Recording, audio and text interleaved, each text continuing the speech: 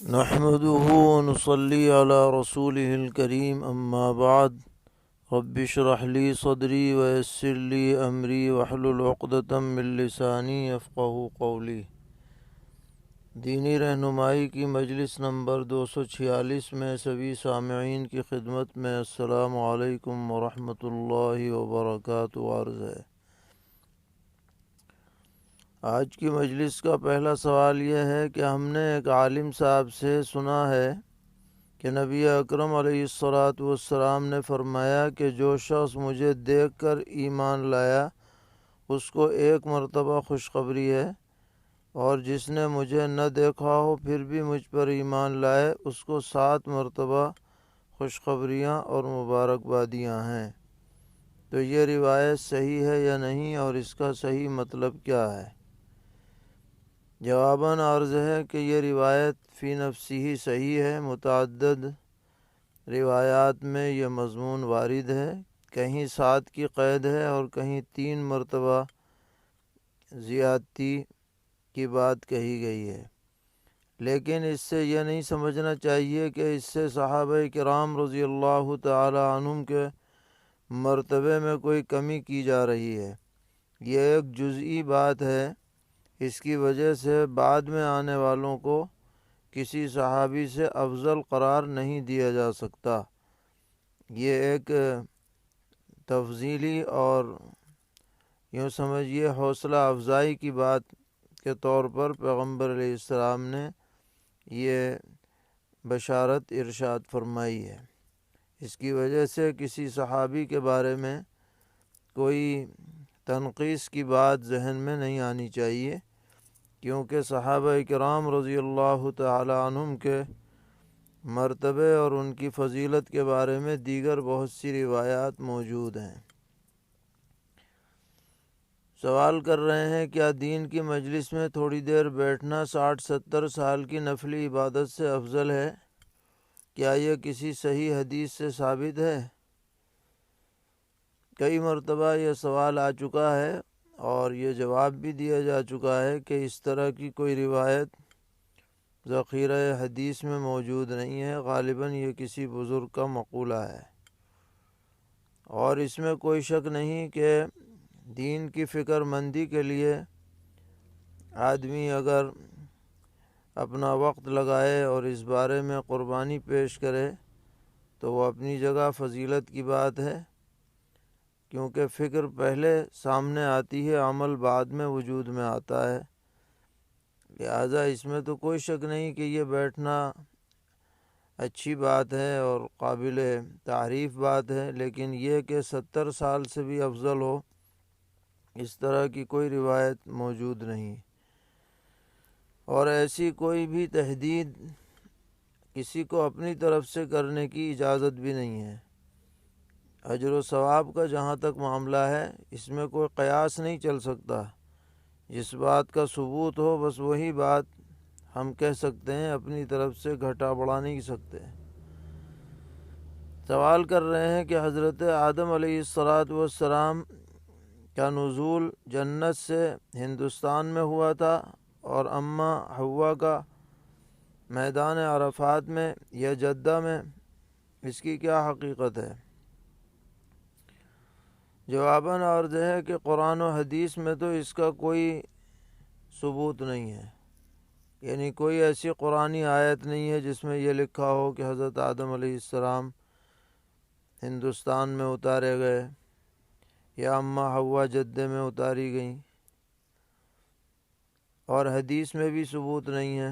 البتہ بعض تفسیر کی کتابوں میں یہ بات لکھی گئی ہے کہ حضرت آدم علیہ السلام جزیرہ سرندیپ میں اتارے گئے تھے، جو اس وقت سری لنکا میں ہے اور پہلے ہندوستان ہی کا حصہ تھا، اور اماں حوا جدہ میں، جدے کے معنی ہی دادی کے آتے ہیں، اور عرفات میں ان دونوں کی ملاقات ہوئی، اسی لیے اس میدان کو عرفات کہنے کی ایک وجہ یہ بھی بیان کی گئی ہے۔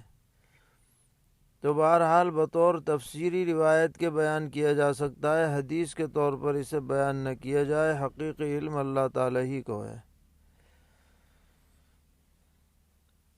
سوال کر رہے ہیں کہ جنات جو اہل ایمان ہیں وہ جنت میں جائیں گے یا نہیں؟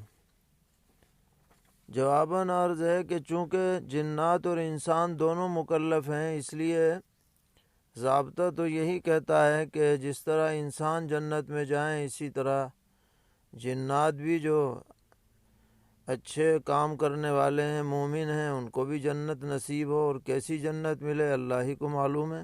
اسی لیے جمہور علماء کے نزدیک جنات کو بھی جنت ملے گی انشاءاللہ، اگرچہ اس میں کئی اور اقوال بھی ہیں۔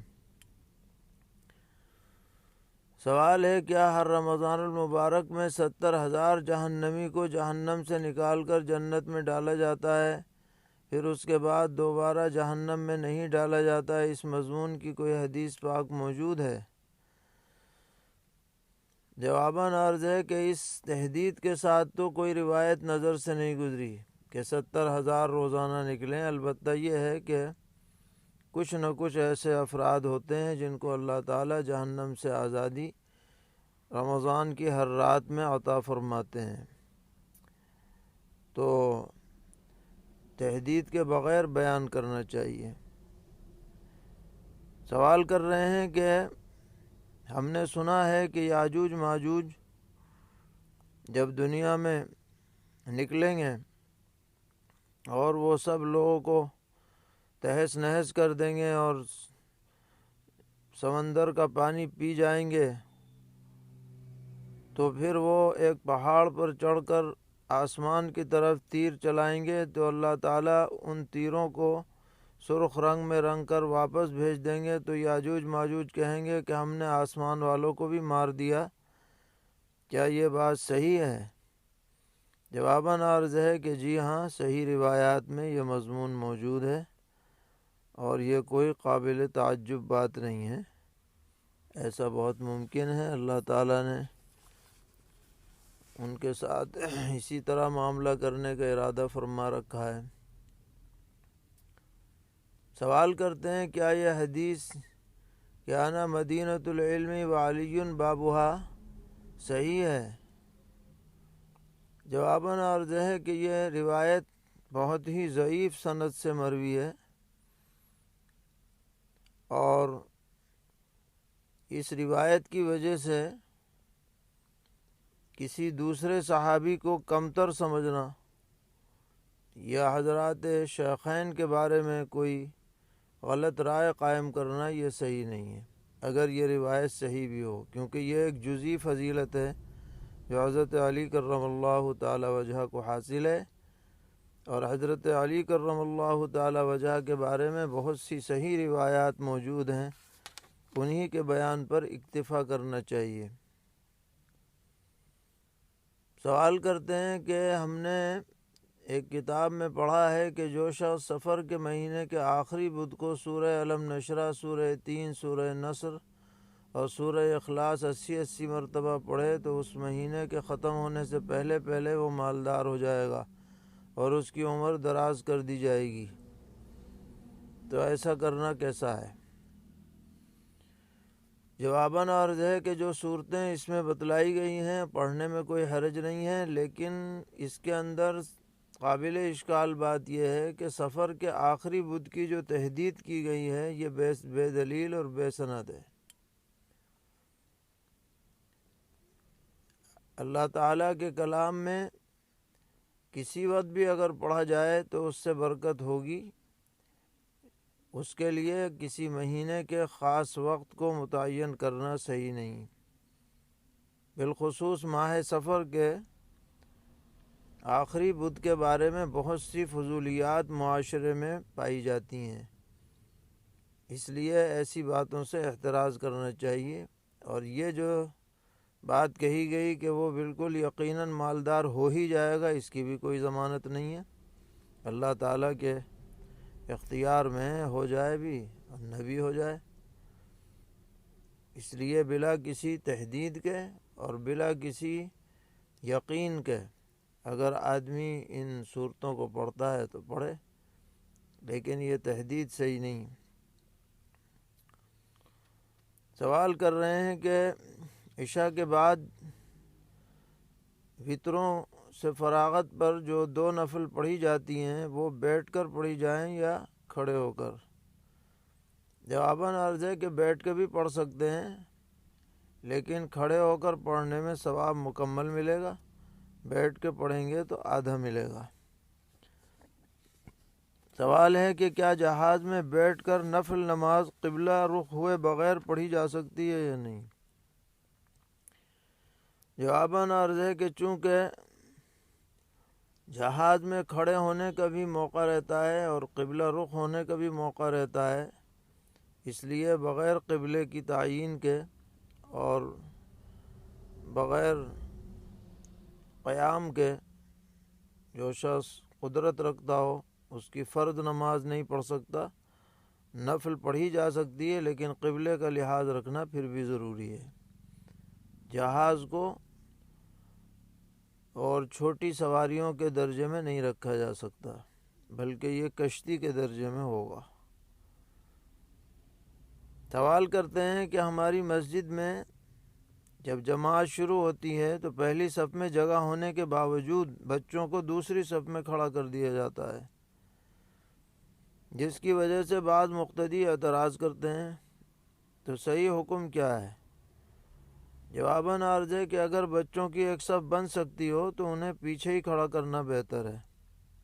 ہاں، اگر 1-2 بچے ہوں تو انہیں بڑوں کے ساتھ شامل کیا جا سکتا ہے۔ سوال ہے کہ ایک شخص کا انتقال ہو گیا لیکن ابھی شادی کرنے کے بعد رخصتی نہیں ہوئی تھی، تو اس کی بیوی کے لیے عدت اور مہر کا کیا حکم ہے؟ جواباً عرض ہے کہ عدت بھی پوری ہوگی اور مہر بھی پورا ملے گا، پہلے بھی غالباً یہ سوال آ چکا ہے۔ دوسرا سوال ہے کہ اگر طلاق دے دی جائے رخصتی سے پہلے تو کیا حکم ہے؟ عدت ہوگی اور مہر کا کیا حکم ہوگا؟ جواباً عرض ہے کہ عدت تو نہیں ہے اس میں رخصتی کی، اگر طلاق ہو گئی ہے رخصتی سے پہلے، البتہ آدھا مہر ادا کیا جائے گا۔ سوال کر رہے ہیں کہ ہمارے گھر میں بیماریاں بہت زیادہ ہیں، تو اس کی کیا وجہ ہو سکتی ہے اور اس کے دفعے کے لیے ہمیں کیا کرنا چاہیے؟ جواباً عرض ہے کہ بیماری آزاری اللہ تعالیٰ کی طرف سے ہے، استغفار کرنا چاہیے اور علاج وغیرہ کی جو تدابیر ہیں ان کو اپنانا چاہیے، دعاؤں کا خاص اہتمام ہونا چاہیے۔ اللہ تعالیٰ ہر طرح کی آفات و بلیات سے، بیماریوں سے، آزاریوں سے محفوظ رکھیں۔ وصلی اللہ تعالی علی خیر خلقہ محمد وعلی آلہ واصحابہ وذریاتہ اجمعین۔